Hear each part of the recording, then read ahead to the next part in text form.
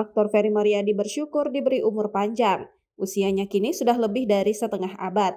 Di usia tersebut ia terus berkaca dan mawas diri.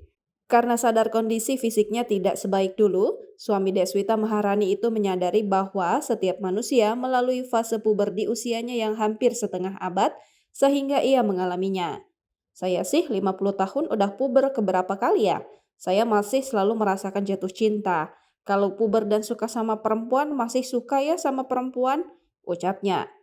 Suami Deswita Maharani ini merasa tak bisa menahan dan membatasi rasa sukanya dengan wanita lain, meski ia sudah punya istri dan anak.